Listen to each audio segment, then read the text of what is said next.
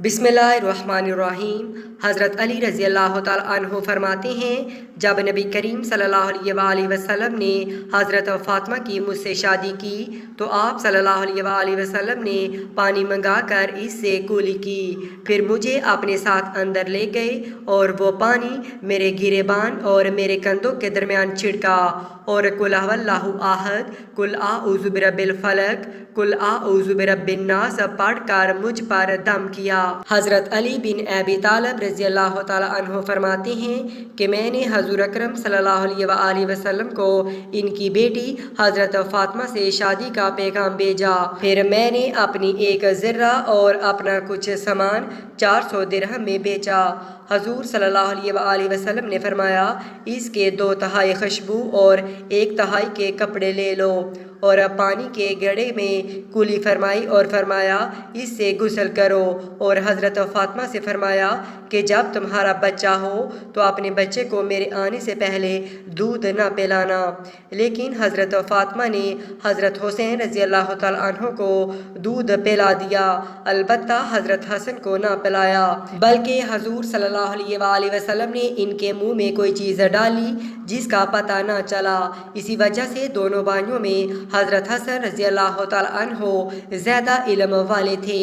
हज़रत अली रज़ी अल्लाह ताला अन्हो ने अपने शागिर्द से फरमाया कि मैं तुम्हें अपना और हज़रत फ़ातिमा का, जो हजूर सल्लल्लाहु अलैहि वसल्लम की सबसे ज़्यादा लाडली बेटी थी, एक किस्सा सुनाऊं। शागिर्द ने कहा, ज़रूर। फरमाया कि वो अपने हाथ से चक्की पीसती थी जिसकी वजह से हाथ में निशान पड़ गए थे और ख़ुद पानी की मशक भर कर लाती जिसकी वजह से सीने पर मशक की रस्सी के निशान पड़ गए थे और घर की झाड़ू वगैरह भी खुद ही देती थी जिसकी वजह से तमाम कपड़े मैले कचैले रहते थे।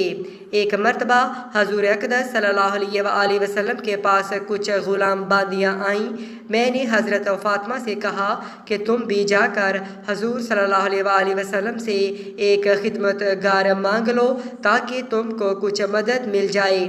वो हजूर अकरम सल्लल्लाहु अलैहि वसल्लम की खिदमत में हाजिर हुई।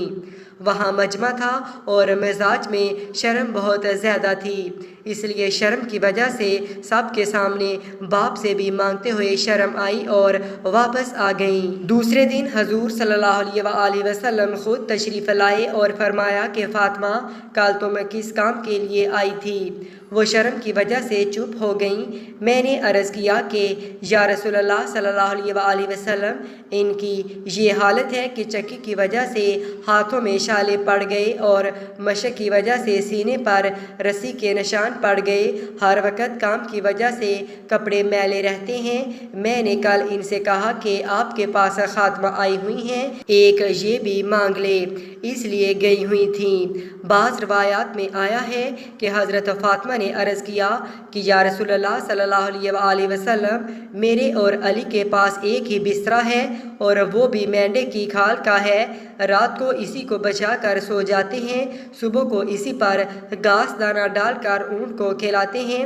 आप सल्लल्लाहु अलैहि वसल्लम ने इरशाद फरमाया कि बेटी सब्र कर। हज़रत मूसा अलैहिस्सलाम और इनकी बीवी के पास 10 बरस तक एक ही बिस्तरा था, वो भी हज़रत मूसा अलैहिस्सलाम का चौगा था।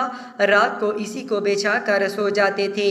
तू तकवा हासिल कर और अल्लाह से डर और अपने परवरदिगार का फ़राइज़ा अदा करती रहे और घर के कामकाज को अंजाम देती रहे और जब सोने के वास्ते लेटा करे तो सुबहान अल्लाह 33 मरतबा, अल्हम्दुलिल्लाह 33 और अल्लाह अकबर 34 मरतबा पढ़ लिया कर।